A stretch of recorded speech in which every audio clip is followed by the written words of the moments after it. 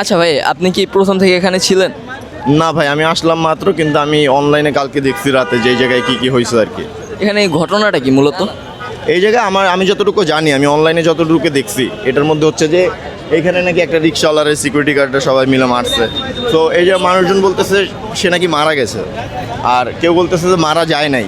তো এই কনফিউশন নিয়ে আসলে এই জায়গায় হামলা হয়েছে। হামলা বললে ভুল হবে, এটারে প্রতিবাদ বলতে পারেন আপনি, যে মানুষ তার প্রতিবাদ করছে। যদি এটা আসলেই মারা যায় এখানে কেউ, তাইলে আমিও জাস্টিস চাই, আমিও চাই যে এটার উড়ায় দেওয়া হোক। কিন্তু যদি এটা সত্য না হয়, যদি এই ঘটনা আসলেই সত্য না হয়, তাইলে কোনো কিছুই আসলে আমাদের জাজমেন্ট না করে, প্রপার হিস্টোরি না জেনে এবং এটার পিছনে কি হয়েছে এটা না জেনে আমাদের কখনোই ডিসিশন নেওয়া উচিত না। এটা আমি পার্সোনালি মনে করি। কারণ এইখানে শুধু আপনি যখন হামলা করবেন, তখন শুধু যে একটা বিল্ডিংয়ের ক্ষতি করতেছেন না, এই বিল্ডিংয়ের সাথে জড়িত আছে হাজারো পরিবার। যেমন আপনি এটার মধ্যে 200 পরিবার আছে, আছে, আপনি একদম নিঃসন্দেহ ধরতে পারেন। কারণ এই যে 200টা শপিং মল আছে, আমি যতটুকু জানি আর কি, যেটার মধ্যে শোরুম আছে 200-র অধিক।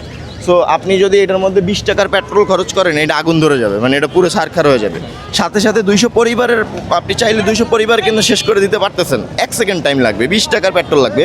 বাট এটা কি আসলেই রাইট ডিসিশন হবে না যতক্ষণ আপনি অ্যাকুরেট ইনফরমেশন না জানবেন। আমার মতে উচ্ছৃঙ্খল কোনো কিছু এরকম করা উচিত না। এটা হচ্ছে আমার পার্সোনাল জাজমেন্ট। এখন এইখানে তো ভাইরাল হওয়ার জন্য, ট্রেন্ডিংয়ে যাওয়ার জন্য বহুত জনে বহুত কিছু বলতেছে, যার মনে যার মতো মন চাইতেছে। দেখেন, আমরা হচ্ছে উজগে বাঙালি। আসলে আমরা বাংলাদেশে চায়ের দোকানে বসে অনায়াসেই বলে দেয় যে ডোনাল্ড ট্রাম্প এটা দহন করছে আমার, সরি ফর দ্যাট, আমি স্ল্যাং ইউজ করতেছি, যা তা বলে দিতে পারি আমরা চাইলে। ডোনাল্ড ট্রাম্প এটা কী করলো? আলটিমেট ডোনাল্ড ট্রাম্পের জায়গায় আমি থাকলে কী করতাম?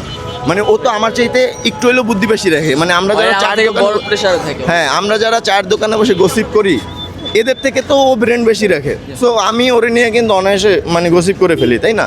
কিন্তু আমি এই জায়গায় যারা যারা জাস্টিস চাইতে আসছে, কিংবা আন্দোলন করছে, কিংবা ভাঙচুর করছে, এদের বিরোধিতাও আমি করতেছি না, আবার ডিরেক্ট পক্ষপাতিত্বও না।